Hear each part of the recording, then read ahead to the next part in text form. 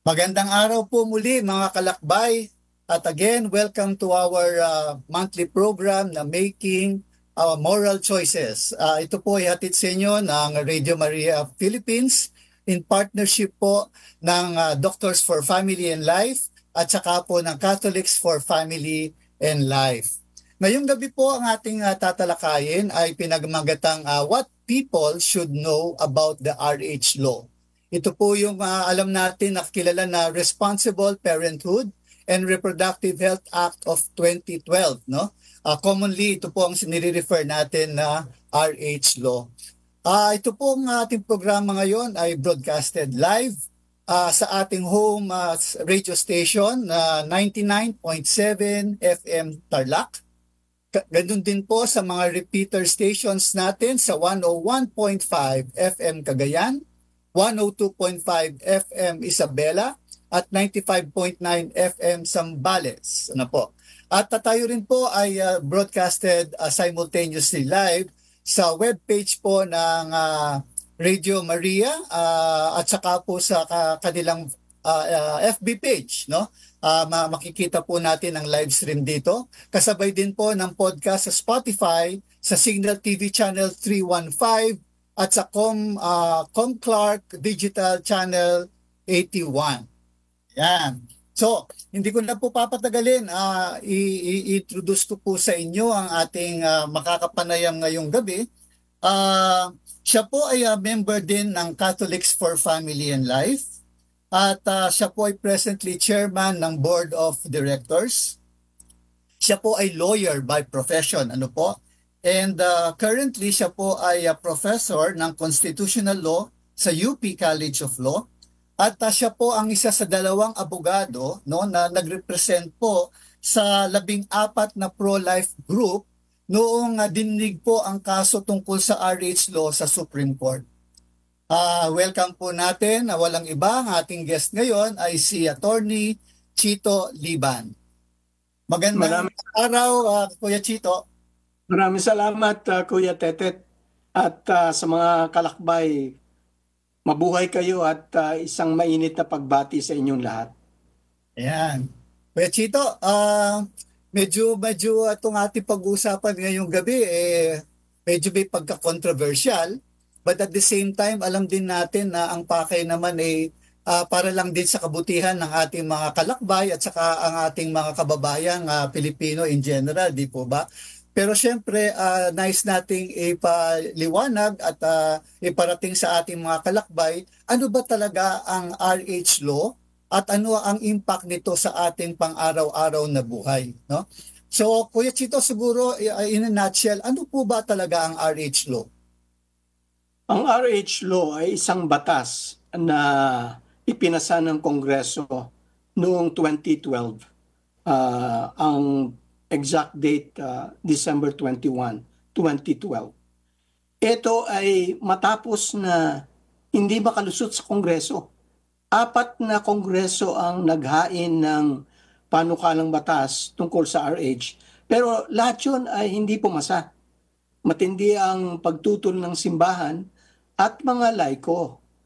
Pero noong 2012, medyo may nangyari na nagbigay lakas sa gobyerno upang talagang i-push yung RH law. Ito ay yung pressure na ibinigay ng United Nations. Sinabi sa ating gobyerno na kung gusto nyong makatanggap ng ayuda under the Millennium Development Goals, kailangan meron kayong gagawin. Isa doon, ipasa nyo ay isang population control law. So yung RH law is really a population control measure.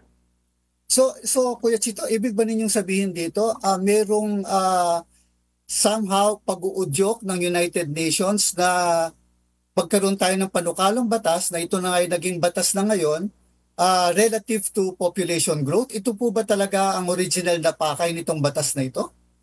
Yan nga, dahil ito ay maibabalik pa natin as early as 1967. Matagal na. When the UN gathered about 18 heads of states, kasama doon yung presidente ng Pilipinas upang lumakda sa isang kasunduan na maglalagay sila ng population control law sa kanilang kanya-kanyang bansa. At ganun nga ang nangyari, kaya lang matindi ang pagtutol ng simbahan for so long until bumigay na rin dahil nga sa pressure coming from the government as directed by the United Nations. Kasi we were given only up to 2015 na makasakatuparan yung mga kondisyon para sa ayuda, no? Financial assistance coming from the UN organizations. Brother Chito, so ibig sabihin ba, masasabi natin na ito yung pinaka-origins, no, or basis kung bakit tayo nagkaroon ng ganitong batas, itong kinukwento mo sa atin tungkol sa United Nations? Yes. In fact, merong lumabas na papers. Of course, hindi ko na i-mention yung mga parties involved, pero sa mga mayayaman na bansa na talagang gusto nilang pigilin ang paglago ng mga population sa mga iba't ibang mahihirap na bansa, no, kasama ang Pilipinas. At ang nakalagay doon sa classified papers, ang reason is, number one, dahil sa pagdami ng mga tao dito sa mga lugar na ito, they represent a threat to the security of the rich countries. No? Number two, pag dumadami daw yung mga tao, syempre, dumadami din pangangailangan sa kanilang mga natural resources. No? Kailangan niya ng mga mayayaman mga natural resources. So para ma-avoid yung situation na kukunti na lang matitira doon sa mga mayayaman na bansa, kailangan bawasan ang pagdami ng tao doon sa mga bansang tinutukoy. Kuya Chito, kasi kung titingnan natin, ang pangalan ng batas na ito ay Responsible Parenthood and Reproductive Health, di po ba? So, kung titingnan natin, parang napakaganda ng pakay, no? Ang objective nitong batas na ito. Ano po ba ang naipaliwanag sa publiko, sa ating mga kalakbay halimbawa, ano po ba ang sinasabi na talagang layunin ng batas na ito para sa ikabubuti ng ating mga mamamayan dito sa Pilipinas? Yeah. Una, sabi ko, di ba, mga 4 na kongreso na ang nagbalak at nagsulong pero hindi sila umubra. Nakita nila nung kasi yung mga bills na final noon, nakalagay doon population control talaga, measure. So mga Pilipino ayaw ng ganun, di ba? Na kokontrolin mo yung ability nila to have children. So nagkaroon ng pag-iisip yung gobyerno sa tingin ko na pagandahin natin ang pangalan, huwag natin tawaging population control law. Sabihin natin responsible parenthood. Ganda, di ba? And reproductive health. Meron din silang sinasabing mga magagandang bagay na sinama doon sa batas, no? Yung maternal health care, yung pagbawas sana ng paghihirap ng mga tao, at saka yung mga edukasyon, no, ng mga bata. So meron silang sinasabing gano'n. Pero maganda yung sinabi ni Bishop Bacani. Pag titignan mo daw yung RH law, para siyang cake na napakasarap tignan. Pero sa loob, pag kinain mo na merong lason. Oh. Ang totoo talaga, ang RH is nothing more than a population control law. Kasi yung mga tinatawag naman yung magagandang maternal health care, nandoon na sa Magna Carta for Women. So hindi na kailangan nitong RH law. Pero sa yung RH law because yun talaga ang population control law. At saka gusto nilang talagang ipwersa ito sa mga tao dahil naglagay sila ng mga criminal penalties, no, pag hindi mo ginawa.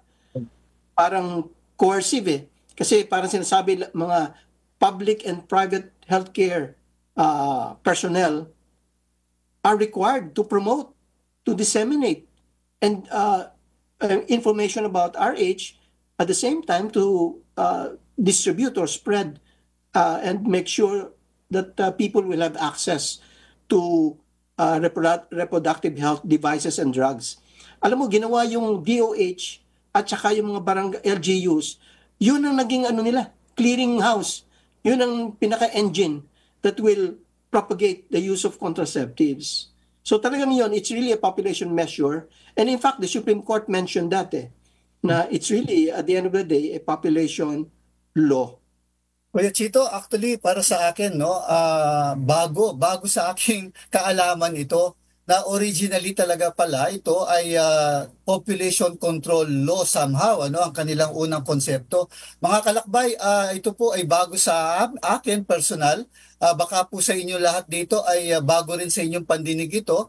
Pero at least ngayon pong gabi ay ngayong araw na ito ay nagkakaroon tayo ng kaalaman no na mas malalim na kung bakit tayo ngayon pala ay mayroong RH law na ang pagkakaalam natin ay para sa kapakanan nating mga Pilipino ano.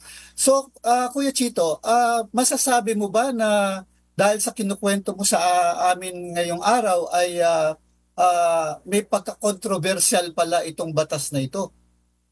Definitely, Kuya Tete, very controversial kasi hindi upfront, hindi transparent yung batas doon sa totoong objective niya, hindi ba? Paano ko sinabing population control? Kasi pag binasa mo from beginning to end, ang pinag-uusapan dominantly and aggressively ay yung dissemination of contraceptives. So, lahat yun nandun, it's all about effective, rapid, and massive distribution of contraceptives. Reproductive health devices and supplies. So malalaman mo na bakit pinopromote yung contraceptives very aggressively. Because yun ang purpose. Ang purpose ng contraceptives is really to prevent pregnancies, hindi ba? So pipigilan ng pagdami ng mga tao, no? Pagbubuntis sa mga babae. So hindi siya maganda. Number two, yung concept ng contraceptive mentality, masama yun because it creates a lot of problems. Una, it harms the marriage as it encourages, in a way, marital infidelity. Kasi yung, di ba, ang isang lalaki o babae hindi magtataksil kung tingin niya na mayroong consequence. Pero kung walang consequence, like for instance, hindi mabubuntis, walang ebidensya, pwede magkaroon ng relationship ang isang lalaki o isang babae with a third party. Lumalakas ang loob. And alam mo ba, Kuya Tetet, na dito sa atin, meron mga 15 million of solo parents. Ito yung mga Pilipino na merong anak, pero walang asawa. Kung nagkaroon sila ng asawa, nagkahiwalay na. So, I think part of that is the effect of the RH law. And then, of course, yung sinasabi nila, according to the United Nations study, na 20% of marriages will appear to always fail. Yun yung base sa datos, no? Na 20% ay laging nasisira, no? Among families. And I think part of that is the contraceptive mentality. So, ano pa yung mga hindi maganda sa batas, no? Isa pa is yung parang it encourages or leads to abortion. Bakit? Kasi kung ikaw gumamit ng contraceptive, ang purpose mo, di ba, para hindi mabuntis. Yes. Yes, pero ang lahat ng contraceptives, hindi naman foolproof May nakakalusot So, paano kung anong gagawin ng tao kung biglang nabuntis? Ayaw niya mabuntis, pero nabuntis. Babae, di ba? So, papasok yung idea na ipalalaglag niya dahil ayaw niya, unwanted Alam mo ba, according to statistics, Kuya Tetet, sa ating mga kalakbay, 70% ng yung unwanted pregnancies result in abortion. At, Kuya Tito, nabanggit mo abortion, pero alam naman natin na illegal dito sa Pilipinas ang abortion. So, anong ibig sabihin nito? There is an aversion of itong ganitong sitwasyon? Because of parang kumbaga, kasi alam naman natin, dahil sa RH law, nagkaroon ng mas madaling access to contraceptives. Although sinasabi natin dapat na abortifacients yung mga pills, etc., pero siyempre yung control nun, nung distribution. So do you think nagiging impact ito doon sa pag sinasabi natin ng mga unwanted pregnancies and maybe resulting to abortion? Yun po ba ang ibig niyo sabihin, Kuya Chito? Unang-una, tama ka. Yung abortion is a crime under Philippine law. So yung magpapa-abort actually are committing a crime. Pero tinatago yan. At syempre, hindi ka makapag-abort kung wala namang mga people from the medical field na pumapayag mag-abort, hindi ba? So kahit na pinagbabawal ng batas, ginagawa pa rin ng mga tao. In fact, merong isang organization, no? Parang Safe Abortion Advocacy Center. I think ang mga tao na ito ay galing sa ibang bansa eh. Pero ang layunin nila is to work for the decriminalization of abortion. Gusto nilang gawing legal ang abortion dito sa Pilipinas. So, but by the way, speaking of induced abortions, alam mo ba, Kuya Tetet, that there are in 2017 pa lang, 1.1 million induced abortions. Ganun karami ang nangyayaring abortion sa Philippines. Isa pang sigurong dapat i-mention natin na isang masamang kinakalabasan ng RH law is that it degrades the human body. Kasi parang, okay, may pangangailangan ng katawan, needs of the flesh, bigyan mo ng contraceptives para they can do whatever they want. The only condition is that they do it safely, no? Parang ganun. So that goes against yung basic belief natin, mga Katoliko, no? Na we are created in the image and likeness of God, Imago Deo. So yung idea of a contraceptive mentality goes against that basic teaching, no? Isa pang masamang kinalalabasan ng contraceptives ay it goes against our Catholic teachings. Sinabi ko nga na we are created in the image of God. But more than that, the Catechism of the Catholic Church expressly says that use of artificial contraceptives are immoral and evil. Sabi pa doon, sa sections 2370, no? Tsaka 2372. So, klaro yun na tayo ay hindi lang lumalabag sa batas kung tayo tutuloy sa abortion, tayo rin ay lumalabag sa batas ng Diyos pag tayo gumamit ng artificial contraceptives. Yung mga namang natural family planning methods, yun, acceptable yun sa catechism natin. So, pwede yun. So, dapat yun ang bigyan natin ng pansin, no? Kung ang purpose lang naman ay i-space out yung pagbubuntis, no? Pwede naman gawin na mag-asawa yun, magplano sila. Pero in natural way, hindi sa artificial contraceptives. Isa pang masamang binibigay nitong RH law is that, alam mo ba, Kuya Tetet, na under the RH law, ang pagbubuntis ay isang sickness o sakit. Can you imagine? Ang pagbubuntis ay isang sakit na dapat pugsain at bigyan lunas. Hindi ba ang tinuturo sa atin at pagkaalam natin is ang pregnancy is a gift from God which eventually will lead to a gift of life, hindi ba? Sa kanila hindi, sakit yun kasi nga it goes against their overall objective of controlling population. So, paano natin alam na they consider pregnancy as a sickness? Kasi kasama ng mga contraceptives sa list of essential medicine. Essential medicine. Yung mga essential medicine, isipin mo yung gamot sa cancer, sa hika, sa diabetes. Kumbaga, para sinasabi mo, Kuya Chito, parang yung mga ordinaryong gamot para sa lagnat, sipon, parang ganyan. That you can easily have an access to that, ano? Kaya nagiging parang ito ay parang pangsugpo, ano sa sakit, parang ganyan, tama, no? Mga kalakbay, siguro sa ating pagtatalakay ngayon ay naririnig na natin na malaki ang papel ng ating simbahan, ng Catholic Church particularly, at tayong mga laiko na nakakaunawa dito sa quote and unquote na kasamaan na dala nitong RH law. Pero Kuya Chito, mga kalakbay, siguro magkaroon muna tayo ng maiksing break at ibalik ko muna ito sa ating home station. Kina Kuya Reds, mag-break muna tayo.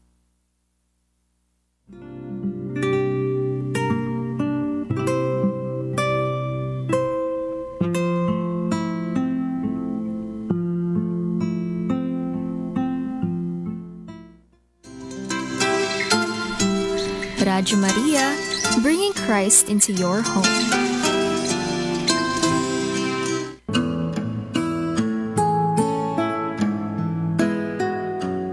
Ang kapayapaan ni Jesus na muling nabuhay, naway sumainyong lahat na mga tagapakinig ng Radyo Maria. Ang Radyo Maria ay isang napakagandang instrumento ng pagpapahayag ng salita ng Diyos na tungkuling atas sa lahat ng mga binyagan. Kaya nga naman, sa pamamagitan ng gawaing ito, ay marami sa mga pari at mga laiko ang sama-samang gumaganap sa buhay misyon ng inang simbahan na ipakilala at ipagkaloob ang naisin ng Diyos na iligtas ang sangkatauhan bilang bunga ng kanyang walang maliw na pag-ibig. Ang nakamamanghang gawain na ito ay pinangungunahan ni Maria, ang mahal na ina. Ang kanyang pag-ibig sa Diyos at sa atin ang nagbunsod at patuloy na nag-uudyok sa misyon ng Radyo Maria na dalhin si Kristo sa bawat tahanang Pilipino. Ito ang pag-ibig na naglalapit sa Diyos sa maraming mga kaluluwang nakakapakinabang sa mga biyaya sa pamamagitan ng mga programang panalangin, pagtuturo sa pananampalataya at ebanghelyo na hatid ng mga manggagawa sa radyo na voluntaryong naghahandog ng kanilang mga panahon, lakas, kakayahan, talino, serbisyo at yaman. Kaya't suportahan po natin ang Radyo Maria at mag-alay tayo ng tulong at pakikiisa, tulungan po natin ang mahal na Birheng Maria. Ito po si Bishop Ambo David, nagkakaloob ng pagbabasbas sa inyong lahat sa ngalan ng Ama at ng Anak at ng Espiritu Santo. Amen.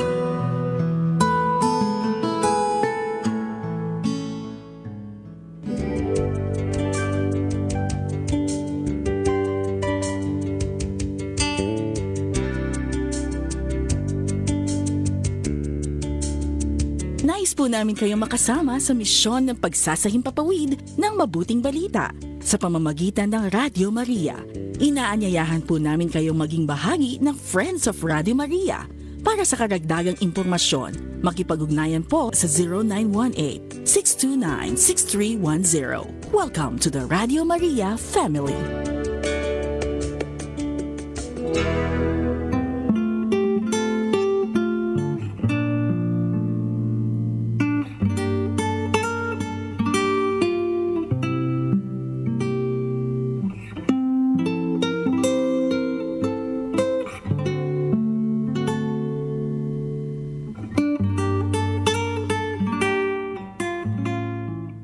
Hello mga kalakbay. Muli kaming bumabalik sa ating programa. Programang Making Moral Choices. Ito po again ay in cooperation with Doctors for Family and Life at saka po ng Catholics for Family and Life. Kasama po natin ngayong gabi si Attorney Chito Liban. Kuya Chito, siguro sa kaalaman ng ating mga kalakbay at ating mga tagapakinig, ano po ba ang Catholics for Family and Life? Ang Catholics for Family and Life is an international faith community. Ito po ay may presensya sa 5 continent ng mundo. Pero it's based in the Philippines. Ang CFL o Catholics for Family and Life is Eucharistic, meaning we are anchored on the Eucharist. We are also strongly devoted to Mama Mary. So we are Marian. In short, ang charism namin is to promote the Catholic faith, defend the family, and protect life. Tamang-tama pala Kuya Chito, ito ating pinag-uusapan tungkol sa RH law. Nabanggit mo kanina na tinitingnan na ang pagbubuntis ay isang sakit, no? Nasabi mo, this is one of the evils, no, quote and unquote, ng RH law. Tinitingnan ang pagbubuntis bilang isang karamdaman, no? Nabanggit mo kanina, there are a number of mga bagay o provision na medyo hindi na masasabi nating hindi karapat-dapat, no? Ano pa ba yung madadagdag mo dito sa ating maikling listahan na ito na nabanggit mo na kanina? Well, meron dong provision sa RH law about sex education. Bago pa man naisip ng Senado yung Adolescents Pregnancy Prevention Act na pinaglalabanan para nakabinbin sa Senado, meron ng sex education requirement doon sa RH law. At doon, kung makikita mo, nung nagkaroon kami ng oral arguments sa Supreme Court, kaming mga nasa pro-life groups, nakakuha kami ng mga materials, no, na ginagamit sa sex education sa US, na yun ang ginagawang basihan o batayan ng UN na gagamitin sa Pilipinas. Napakasama nun. As young as yung 10 years old, tuturuan na about yung mga reproductive devices, condoms, ultrauterine device, tapos yung mga hormonal contraceptives, injectables. Lahat yun ituturo mo sa bata, 10 years old. So di ba mapupollute yung minds nun? At masisira ang kanilang innocence? Gayon na lang, yun ang nangyari ngayon dito sa panukalang batas na nasa Senado, di ba? Ang daming bumatikos, forcing the government to say, oh, hold on, wag muna, wag nating yan. At yung Secretary of Education, si Secretary Engara, assuring na hindi mangyayari yon, na tuturuan sila how to wear condoms or something of that sort, no? So ganun yun, nandun na yun sa RH. Siguro hindi nila napapansin, pero it's really a controversial provision. Not to mention the fact na if you go by statistics, yung contraceptive mentality, imbis na makakapagpigil sa teenage pregnancies, lalong dumadami. In fact, sa teenage pregnancies, as of yung 2020 lang, year 2020, 56,428 nagkaroon ng teenage pregnancy sa Pilipinas. So, imbis na makatulong na iwasan, lalo pang dumadami. Siyempre, mga bata curious, di ba? They like to try new things, adventurous sila. So, isa pang masamang epekto yan ng RH law. Isa pa, di ba sabi ko, population control measure to? Sa mga ibang bansa, tingin sa kanila yung population is a threat. Kasi marami, baka, alam mo na, mahirap kontrolin. Pero sa totoo lang, in a study made by Hong Kong Shanghai Bank, as to yung mga pinoproject nilang countries na magiging progresibo in the next 10 to 20 years. Alam mo bang kasama doon ang Pilipinas as potential? Ang reason ng Hong Kong Shanghai Bank research is this. Kasi yung Pilipinas merong young and vibrant workforce. Mga bata. So, pag i-train mo siya, sila ang gagawa ng production. Yes. Sila yung papatakbo sa mga pabrika and everything else, no? Unlike yung mga mayayaman na countries na tumatanda na, wala kasi sila mga kabataan na na nagtatrabaho sa Japan, sa Korea, sa Singapore, di ba? Pati sa Europa. Aging population, no, Kuya Chito? Aging population sila. Aging population. Kanya yung tinatawag na mga tao, nagiging taong yaman ang tawag natin dyan. And the Constitution says that yung labor represents yung primary social economic force for the Philippines and therefore should be trained and protected. Baliktad naman yung RH.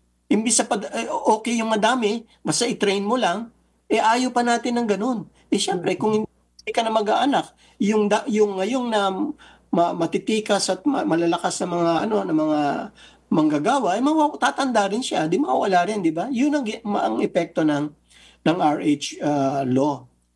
Kasama dyan, yung tinatawag na demographic winter. Mas nakakatakot ito. Yung demographic winter is a situation wherein yung population of a country declines in reaching a critical level because of very low birth rates or high death rates. Sa atin, dahil binahaan na tayo ng contraceptives, kung maging successful, at some point, wala nang replacement doon sa mga mamamatay, di ba? Siyempre, yung mag-asawa, mamamatay din siya, tatanda, mamatay. Dapat may kapalit siya. Walang kasunod na generation, ang ibig mo sabihin, Kuya Chito. Tawag doon replacement rate. Ang replacement rate, ang minimum is 2.1. 2.1. Kaya may 0.1 is because may mga tao na hindi talaga mag-aasawa, no? Mga madre, mga nasa religious. So 2.1. Kapag ka bumaba ka sa 2.1 rate, yan ang umpisa ng pagtanda ng decline until such time na mamamatay na yung country. Kasi matatanda. Walang kapalit. Walang kapalit. Ang Philippines ngayon, ang fertility rate natin is 2.7. So okay pa rin. Pero alam mo ba, dati ang taas-taas nun. Siguro, I think, yung kami, 6 kami sa pamilya. Yung mga pinsan namin, may mga 7, 8. Yung time na mga right after the war, tsaka 60s, yes. Ngayon, ako, I used to head pre-K na sa parokya natin, Brother Tetet. Lagi ko tinatanong, ilan ang anak ang gusto mo? Wala pa akong nakitang sumagot na more than 2. Ang pinakamarami, 2. Kasi na-brainwash na sila. Kasama sa brainwashing yung yung RH. So, yun yung isa pang masamang epekto ng RH law. Actually, Kuya Chito, tama ka no. Ako may mga nakakausap din akong yung generation na mga marrying age, karamihan din sa kanila ayaw nilang mag-asawa kasi ayaw nila ng responsibilidad na magkaroon ng asawa at saka mas focus muna daw sila sa kanilang mga careers, Pagkatapos sa mga mag-asawa naman, tama ka, medyo takot din sila magkaanak dahil mahirap na daw magpalaki ng anak ngayon, di ba, Kuya Chito? Kami, mga 8 kami magkakapatid. Ganon din ang aking mahal asawa, 8 din silang magkakapatid. So, talagang nagbago ang pananaw ng tao, ng mundo generally tungkol sa pagdami, population, And of course, sinasabi mo nga, pampalit ng mga tumatanda na nating mga magulang. Otherwise, wala papalit na kabataan na siya magpapatakbo ng ating mga ekonomiya. Parang gano'n ang sinasabi mo, Kuya Chito. Tama ba yung pagkakaintindi ko? Tama. At saka siguro madagdag ko lang, maikli lang, na meron pang isang phenomenon ngayon na nangyayari, hindi mo napapansin. Maraming may alagang mga puppies, cats, di ba? Yeah. Iba, pets. Yun ang kapalit nila. Enjoy na sila doon compared sa magkaroon ng anak. Mahirap magpa-aral, magpalaki, medyo matigas pa ang ulo, di ba? So, yun ang easy way out, no? So, yung isa pang problema natin. Which ito, some time ago, meron ka nabanggit, may bagong definition sa family ngayon? Paano ngayon? May bagong definition? Ibang klase United Nations, di ba sa atin ang family is a man, a woman, and a child. Family, 3 na kayo. Yung UN, neutral siya, politically correct kuno. Oo. Family skala is defined as 2 persons, hindi dinidefine ng sex, 2 persons and a third member of the family. Hindi rin sinasabi kung ano yung third member. Hindi sinasabi. So, if you are a man, a woman, and a dog, family yun. A man and another man married together, assuming they're same sex in the country, and a cat, that's a family. Ganun ang ganun ang word ngayon. Bago ng definition, bago different. Yeah. Which ito, yung mga nabanggit mong mga evils, quote and unquote, I would always say na quote and unquote, kasi para sa atin they are evils, but siguro baka sa iba, para sa kanila ay hindi evil yon, kundi nakakatulong sa ating mga mamamayan. Pero if you're talking of evils, sino ang nadi-disadvantage? Sino ang nalalagay sa alanganin o kumbaga sa kanila ang impact nitong mga hindi magaganda o hindi mabuting mga bagay na nakukuha natin sa RH law. Sino yung mga grupo na ito or mga sektor na ito? Of course, maraming biktima yan. Mga public and private healthcare of persons, no? Kasi pinipwersa sila. Kaya ngayong last episode, di ba, it's about informed consent. May nag-share na babae na wala naman siyang consent, nilagyan siya ng implant. Kasi nga, pilit siya ng LGUs yung mga yan eh. So, pero pinakamatinding grupo ng tao na talagang sila yung tina-target, ang mga mahirap. Di ba, narinig mo na yung 4Ps? Yes. Pantawid. Bilang Pilipino. Pantawid, yeah. Yeah, ayuda eh. Magandang pakinggan, Kuya Chito, Pantawid Pamilya. Maganda. Talaga maganda dahil bibigyan sila ng ayuda eh. Pera, no? Pero may kondisyon. Ang kondisyon is, a-attend ka ng seminar about RH. At saka ready na yung yung mga RH supplies kung gusto mo, no? I think in some cases baka hindi nga whether you like it or not, bibigyan ka para gamitin mo. So sila ang kawawa kasi wala silang pamamaraan upang kontrahin ito. Kasi yung mga meron namang may kakayahan, they know this na they can refuse, no? Pero in fact baka pati sila hindi nila alam, no? Kaya pag-usapan natin sa huling yugto, Kuya Tetet, yung ano ba ang dapat gawin ng mga tao ngayon. So just to answer, short answer to your question, ang mga poor, sila ang kawawa kasi wala silang choice. Kumbaga, siyempre sila, Kuya Chito, their only access to ganito, no? Halimbawa, yung responsible parenthood at saka reproductive health concerns, ang kanilang tatakbuhan talaga ay mga health centers, mga barangay centers, no? Ito lang talaga yung access nila, no? So, speaking of health centers, Kuya Chito, do you think, based on the law, no? Kasi nung nalaman kong ito pag-uusapan natin, nagbasa-basa ako ng konti, equipped ba or trained ba yung mga tao na naka-assign sa ating mga barangay centers na talagang turuan, ang ating mga, katulad ng sinasabi mo, ang mga mahihirap nating kababayan with regards to responsible parenthood at saka reproductive health? Are they equipped sa tamang kaalaman? Ayon sa batas, tuturuan dapat sila ng DOH kung paano. Pero ang problema, hindi yun eh. I'm sure tinuturuan sila. Sometimes siguro, baka may ginagawa sila more than that, no? Pero ang problem is, ang ituturo sa mga mahihirap, isang bagay lang. Yung artificial contraceptives or contraception. Hindi tinuturo yung natural. O at least, not all the time. More often than not, it would be the artificial. Kasi yung natural, sa tingin ng iba siguro, hindi as effective kasi about yung body rhythm, no? Iba talaga yung siguro inisip nila, yung mga pills, yung IUD, masigurado yun. Yun ang akala nila. So, tinuturuan sila, I'm sure. The only problem is, ano naman ang ibababa doon sa mga mahirap? Wala, isa lang. Contraceptive mentality na artificial contraception. So, sila yung kawawa. Yeah, dahil kasi, sorry, go ahead, Kuya Chito. You were adding something? Kaya kawawa sila, hindi lang dahil wala silang choice, but worse, they're exposed to health hazards, health risk. According to the UN mismo, may mga hormonal injectables or contraceptives na increase the incidence of cancer.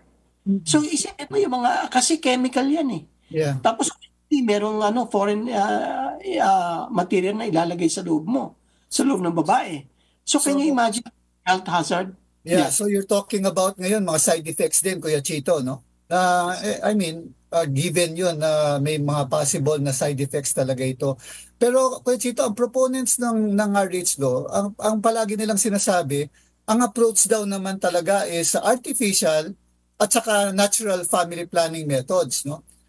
Sa aking maikling pagsasaliksik dito sa ating pinag-uusapan ngayon, nakita ko naman na binabanggit ang mga natural family planning methods pero parang ilang beses lang. Parang mas marami ang sinasabi tungkol sa artificial methods, no? So, do you think it's part of the grand design ng RH law na ganito ang presentasyon niya sa ating mga mamamayan para sa ating kaalaman ng ating mga kalakbay? Tama yun. Kasi yung parang lip service yung artificial eh. Mm-hmm. If you go to the clinics, they will not talk about the artificial way. the natural family planning Natural, group. oo. Wala. Kaya nga isa sa mga solusyon natin is for people, pro-life groups, really to push yung natural family planning methods. Yeah. And get funding from the DOH. Kasi sa law, may funding for both artificial and natural. But nobody's claiming sa natural because hindi nila alam yung karapatan nila, no? So only yung mga artificial are having the opportunity to get funding from the government to push yung artificial contraception. Nice. Kasi Kuya Chito, when you talk about natural family planning, kasi may methods yan. And it has to be taught. Ibig sabihin, kailangan ituro yung pamamaraan. Tama, Kuya Chito, no? And I think, kung in practical ways, masasabi natin kung yung barangay health worker na naka-assign dito sa ganitong pagtuturo, mas mahirapan siya siguro magturo nitong proseso na ginagamit natin sa natural family planning as compared sa mga artificial na devices. Kasi pag sinabi mong pills, o inumin mo yan. Pag sinabi ito, o ilalagay lang sa yan, implant lang sa yan, tapos na.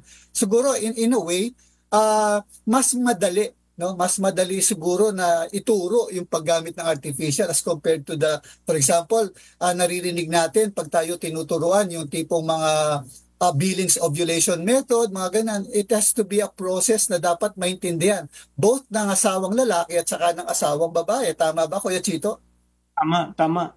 Kaya kailangan natin more pro-life groups na magsusulong at aggressively propagate yung natural family planning methods. Kuya Chito, kasi meron din ako nabasa na isang article, no? Ang sabi, ayon sa survey na ginawa nila, marami ding mga Katoliko daw na pabor sa RH law. Bakit ba? Are they misinformed? Or they think na nagbago na rin ang pananaw nila at they are already veering away sa teachings ng Catholic Church? Ako, sa tingin ko, may cherry picking involved eh. Yung mga survey, hindi naman natin tinitignan, ina-analyze, no? Yung process, yung dynamics, no? But I think, ang tinatanong nila is yung progresibo, yung liberal-minded members of our society. But if you do a survey inside the church during Mass or after Mass, I'm sure, ang sagot doon is baligtad, di ba? So what I'm trying to say is that kung meron man, marami nga siguro na sumusuporta sa RH, it is out of lack of understanding of the rights, of the consequences. I'm sure, yung mga pinag-uusapan natin ngayon, hindi alam ng ordinaryong tao, hindi ba? Yeah. Kuya Chito, siguro tungkol doon sa mga disadvantage, yung mga nalalagay sa hindi tamang sitwasyon dahil sa epekto ng RH law sa kanila. Ano ba ang nirerekomenda mo or suggestion mo na dapat nilang gawin to protect themselves, no, from these evils, from this mga bagay na hindi makakabuti sa kanila? How will they protect themselves? Una-una, dapat maturuan sila. Dapat malaman nila ang karapatan nila. Hindi sila pwedeng pilitin at merong mga available options, no, or choices. Kung ang problema lang is spacing, and that is yung natural. Kasi ang alam nila, isa lang, ang pag sinabing contraception, isa lang, artificial. Hindi. Merong natural. Hindi nila alam yon. So, education is very important para magkaroon sila ng power to resist. Yung nangyari doon sa last episode, di ba? Kakulangan ng information yun eh. Nalaman na nila too late na, di ba? So, yun, educate. At saka that's only part of it. Kailangan meron din magtuturo sa kanila. Kaya yung mga pro-life group should really organize and go out and explain yung rights sila under the RH, yung mga evils ng RH, and paano nila iiwasan yon. Pangalawa, dapat alam mo kasi hindi pwedeng ilagay sa merkado isang contraceptive, artificial, na hindi inaaprubahan ng FDA, Food and Drugs Administration. Pero yun, ginagawa yung pag-approve through a certification process. Ano yun? Dapat ang FDA nagkakaroon ng determination, analysis to make sure that the drug or supply or device is safe, not abortifacient. Not abortifacient, no? and legal. Alright. Now, ang nangyayari sa FDA, hindi natin alam, di ba? For all we know, ang dami nag-a-apply ng certification na abortifacient either in the primary or secondary mechanism. Hindi ko na paliliwanag yon. Yung primary kasi, yun ang purpose, to abort, to kill the fetus, to abort the implantation, ganyan. Yung secondary, hindi yun ang objective, pero yung secondary function results in the same effect of abortion. So, ganun. So, maraming ganun siguro hindi natin alam. So, what I'm suggesting is, dapat maging vigilant tayo. Magtanong kung ano ba ang mga nandyan nilabas ng FDA, inaprubahan. Katulad nyo, merong implanon tsaka yung dalawang implanon, yung sa NXT. Ano raw yun? Abortifacient yun eh. Tinutulan niya ng ALFI, Alliance for Family Foundation. Pero I don't know kung ano nangyari dun sa opposition nila. So pagka nakita na natin yung mga nagpa-file application at yung mga medical people natin saying abortifacient yan, dapat i-oppose yan. Mag-file ng opposition, magkaroon ng hearing, and kung hindi lumusot sa FDA, you go up all the way up to the court, no? Pero so does the law give access to mga pro-life group to take a closer look dito sa listahan ng mga as you may call them, mga artificial na devices and even mga gamot or pills, mga ganyan? Do we have access? Are we given access as the ordinary people to take a look at the list? Good. In fact, the Supreme Court in one decision said na karapatan niya natin eh. And therefore also an obligation on the part of the FDA, no? As part of our right to due process, na malaman kung ano bang mga contraceptives na nakahain for certification purposes. They should. Yeah. So therefore, what we are saying here is meron tayong mga karapatan na posibleng hindi natin alam para maprotektahan ang mga sarili natin sa mga kasamaang dala ng RH law. Ito yung sinasabi natin. Kaya kailangan natin ng education ng lahat ng mamamayan in general, lalo-lalo na mga kalakbay na kasama natin ngayon. Tama, Kuya Tete. Okay. Pwede ito also, meron kasi tayong sinasabi na controversies. Meron tayong sinasabi kanina, nabanggit nga natin na nagkaroon na dininig ito sa Supreme Court. Ano ba yung original version ng batas at anong napanalo doon sa pagdinig sa Supreme Court?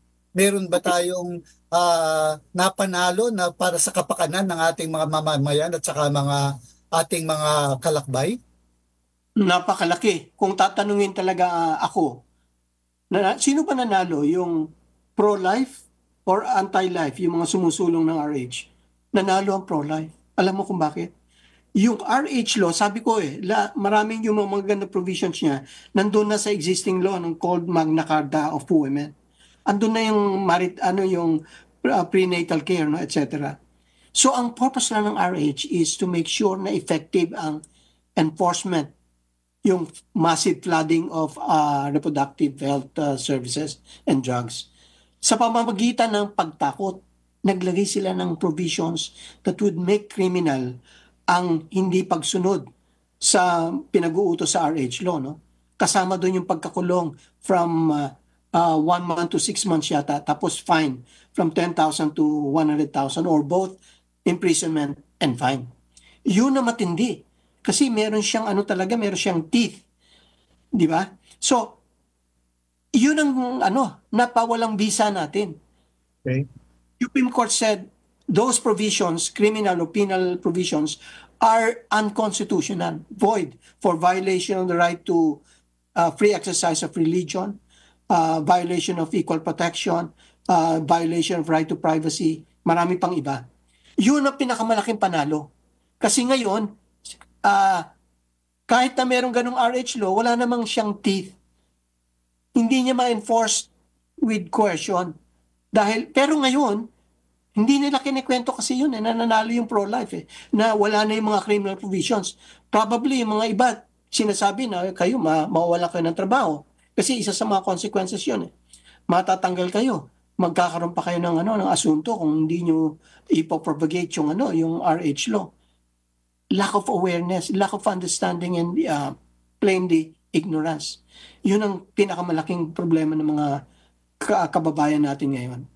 Chito, doon sa mga nabasa ko rin mga documents, apparently kanina meron kang binabanggit about sex education, ano? Pero dito sa mga documents na nabasa ko, ang nakasulat naman doon ay sexuality education. Kasama ba ito sa mga napanalo natin in terms of yung mga terminology sa RH law?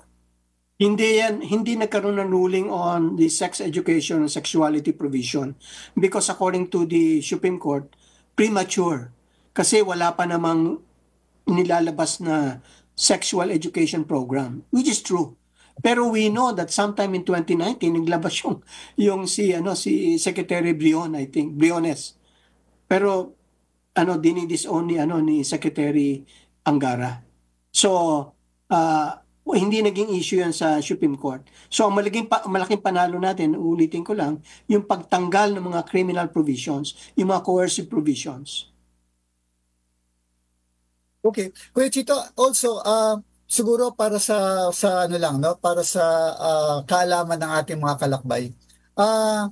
Pagdating ba sa mga messaging, how they would like to send forth the message tungkol sa mga karapatan ng ating mga mamamayan relative to RH law. Meron ba, usually kasi ang mga announcements, ang mga anong tawag dito, parang part of the education nanggagaling talaga sa government, sa Department of Health, through the barangay centers halimbawa. Pero para sa atin ba, meron ba tayong very clear na program for the Catholic Church para i-address natin yung part ng education? Wala nga eh. Yung DOH patuloy yan. LGUs patuloy yan. Aggressive yung dissemination and probably even brainwashing of people on RH. Pero walang counterpart, walang nangyayari sa kabila. Dapat mag-organize ang mga tao. Mag-organize, join a pro-life group, probably even yung CFL because we also do that. We really are for life, protection of life. But yun nga, dapat malawakan at yun nga, dapat yung mga pro-life groups matuto, bigyan ng understanding at saka training on natural family planning so they can really also impart yung knowledge doon sa mga mahirap and to everyone who may want to be assisted in this matter. So siguro you will recommend na magkaroon ng isang hakbang na magkaisa lahat ng mga pro-life groups para magkaroon tayo ng ganitong klaseng programa to address itong issue na ito para sa kapakanan ng ating mga mamamayan. Lalo-lalo na yung sinasabi nga natin marginalized or yung mga mahihirap. Yeah. Kuya Chito, one more item na gusto ko sanang may tanong sa inyo. About yung minors. With regards to the access of itong mga ganitong information, ano ba yung protection ng mga minors? Pag pumunta ba sila doon, wala ba silang, ito ay isang malaking bagay na kailangan maintindihan ng ating mga kabataan. Pag pumunta sila sa health center, anong karapatan nila doon na panghahawakan to protect themselves, particularly? Unang-una, they cannot acquire or get RH drugs or devices, supplies, without doctor's prescription. Alam ba nila ng mga tao yan? Kailangan niya ng prescription. Alright? So that's number one. Kailangan mo ng prescription. But I think it's honored in breach than in compliance. Bihira lang gumagawa nun, di ba?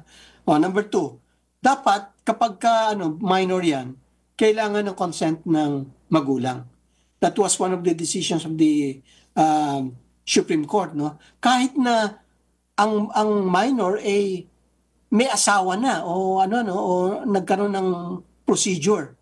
Kasi doon sa law, exception yon. Pwede silang dumiretso kahit na wala ng magulang. Pero sabi ng Supreme Court, lalo na sa mga ganong situation, bata, nag-asawa o nagkaroon ng problema, nagkaroon ng medical procedure, na dapat samahan sila, turuan sila, gabayan sila ng kanilang magulang because of their young age. So hindi pwedeng dumiretso yung yung minor, no? In legal terms, Kuya Chito, ano ba yung edad talaga, no? Ng minor, adolescent at saka ng adult talaga? Meron bang very specific na age yan pagdating sa batas legally? I don't know about sa batas, pero sa US, it's 10 to 17, I think, yung adolescent age. But I'm not sure. Pero sa US, merong range. Sa atin, I think meron sila doon sa our age in the sense na grade 4 yata ang umpisa ng sex education, all the way up to high school. Siguro, Brother Chito, medyo we are running out of time, last item siguro na para kaalaman ng ating mga kalakbay saka ng ating mga kapatid na mga mamamayan. One of the provisions sa law, yung sinasabi nilang age and development appropriate RH education. Sino ang bumubuo nito para meron bang sektor o grupo na involved para makabuo tayo ng appropriate age and development appropriate na RH education? Meron bang naka-assign na sektor o grupo para dito? Wala doon sa batas, pero sabi ng batas na itong bubuo ng rules o guidelines ay kailangan binubuo ng mga guro, estudyante, tsaka parents. Not students but the parents. So parent, teachers, and other stakeholders ang babalangkas nung sex education rule. But of course, subject to approval by the Secretary of Education. Okay. So somehow meron pa rin tayong magandang hinaharap, no? Based dun sa ating pinag-usapan ngayon, meron tayong nakikitang maganda namang kahihinatnan nito for as long as meron talaga tayong conscious efforts to help protect, no, itong mga marginalized groups natin against the evils of the RH law. Tama 'yon, Kuya Chito, no? Tama 'yon, brother. Siguro as just to give a closing remark dito. Do you think, Kuya Chito, itong RH law ay nagagamit as a tool or instrument ng the evil one, ng Diablo, no? Relative to yung message na sa Fatima ni Sister Lucia na ang huling labanan daw ng kasamaan at ng kabutihan ay ang pamilya. Palagay mo ba merong kinalaman itong RH law doon? I think sigurado yun. I think gawa ng demonyo yung palagay ko because yun nga, wala siyang magandang ikabubuti kundi magkaroon ng division within the family. In fact, doon nga sa RH law, di ba, there was an attempt, nakalagay, mabuti na lang, ninalify ng Supreme Court. Sabi kasi doon, pagka mayroong disagreement between the wife and the husband, kung sino yung mag-undergo ng procedure, yung decision niya will prevail. And most likely yung babae doon, di ba? So we argued against that, no? We invoke spousal privacy. Mm-hmm. So sabi ng Supreme Court, tama yun. Hindi mo sila pwedeng paghiwalayin, pag-aawayan mo. Dapat silang dalawa jointly should decide on any matter regarding reproductive health services. So I'm sure the devil is always behind everything that is, does not show any goodness, di ba? Yung RH promotes promiscuity, infidelity, may lead to abortion, tapos demographic winter, tapos exploitation of the poor. Ang dami yung mga sinabi nga natin. So hindi naman yung pwede manggaling sa mabuti, no? You know the tree by its fruits, di ba? So these are bad fruits, so obviously the tree is bad, and that means yung RH law could have come only from the sa evil one. Yeah. So alam naman natin napanalo na ni Maria, di ba? sa Revelation, sa Genesis, we know that. But still syempre sabi nga the forces of the evil, di ba, ay nasa paligid pa rin natin. we know in our faith na binagsak daw ang demonyo dito sa mundo at kasama natin siya at the moment. Yeah. So siguro Kuya Chito, since medyo we are out of time, you might want to say yung message mo sa ating mga kalakbay, sa ating mga kababayan. Your last words regarding the RH law and what we need to do as a community of faithful. Yeah, first is we should be thankful for the Lord, no, for giving us a victory on this particular RH case. Na victory na hindi naman masyadong aware mga tao, no. Therefore, dapat palaganap natin ito. Number two, we should be conscious of our rights. We should be vigilant in monitoring things that are happening sa FDA, and we should organize ourselves into groups and always connect with the church. Kasi I think yung church has a say doon sa pagkontra sa RH law, di ba? Tsaka implementation niya. Okay. Kuya Chito, maraming salamat for the time na senior mo sa amin, lalo na sa ating mga kalakbay. At nagkaroon tayo ng opportunity na maintindihan ng mas malalim, no, ang RH law na hindi natin pala alam na mayroong mga hindi maganda at hindi mabuting magiging resulta, no, sa ating mga mamamayan. Again, Kuya Chito, maraming salamat sa oras mo and sana magkaroon pa tayo ng uli ng pagkakataon na makapagkwentuhan ng ganito ulit, no? So mga kalakbay, muli maraming salamat din sa inyo at gusto namin kayong anyayahan na tuwing every fourth Saturday of the month, ito pong ating programang Making Moral Choices ay mabobroadcast po sa Radio Maria Philippines at kasama rin po ang ating mga repeater stations. Kasama po natural siyempre yung ating home station, yung ating 99.7 FM Tarlac at ang repeater stations natin sa 101.5 FM Cagayan, 102.5 FM Isabela at 95.9 FM Zambales. Nais ko lang din pong ipabatid sa inyo ang ating pong radio program na ito ay at saka ang ating home station ay non-profit and non-commercial. Kaya nais po namin ipaabot sa inyo na kami po ay lugod na magpapasalamat sa lahat ng inyong mga donasyon at tulong suporta sa ating broadcasting para may pagpatuloy natin ang mga ganitong programa para sa kaalaman natin mga kalakbay at ang ating mga mamamayan. So again, maraming salamat po. See you po ulit on the 4th Saturday of April. Magandang araw po sa inyong lahat. Salamat po.